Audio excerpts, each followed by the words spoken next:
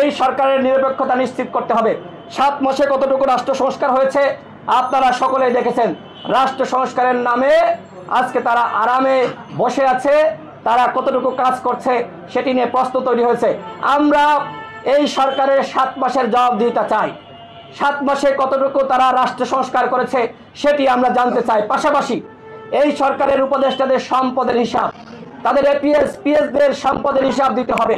যেহেতু ওয়াসার নিয়োগ নিয়ে বিতর্ক শুরু হয়েছে, সুতরাং এই বিতর্ক আরও আছে।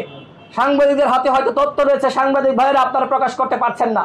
যখন টকশোতে যায় তখন সাংবাদিকরা বলে, ভাই বিএনপির সংবাদ প্রকাশ করলে নিউজ ডিলিট করা লাগে না, ভিডিও ডিলিট করা লাগে না, আপনাদের করলে লাগে না, কিন্তু সমন্বয়কদের নামে নিউজ হলে সেটা মুহূর্তে ডিলিট হয়ে যায়।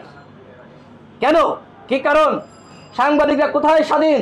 নাহিদ ইসলাম তথ্য উপদেষ্টা ছিলেন, 7 মাসে তিনি কতটুকু সাংবাদিকদের স্বাধীনতা নিশ্চিত করেছেন, গণমাধ্যম থেকে আওয়ামী লীগের প্রেতাত্মাদেরকে সরিয়েছেন, সেটি আমরা জানতে চাই। তার উপর তো জনগণ আস্থা বিশ্বাস রেখেছিলেন।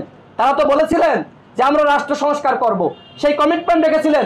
সেই কমিটমেন্ট রক্ষা না করে তিনি কেন পদত্যাগ করলেন? তার মানে কি? তার মানে রাষ্ট্র সংস্কারের চেয়ে দল গঠন তার কাছে মুখ্য বিষয়।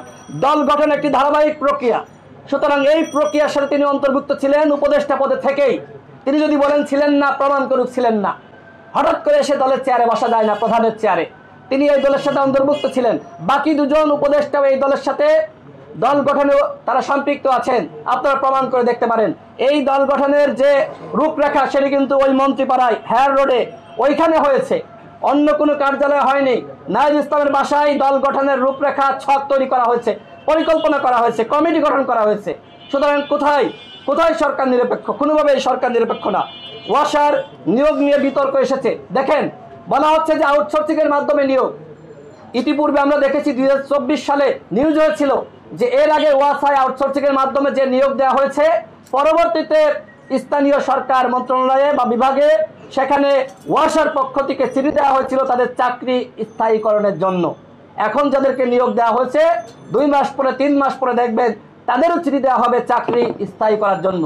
আমরা সরকারকে বলবো, ইতিপূর্বে যে নিয়োগগুলো হয়েছে বিভিন্ন সেক্টরের দপ্তরে, ওয়াসা সহ বিভিন্ন জায়গায়, এই নিয়োগ আপনারা কিভাবে দিলেন?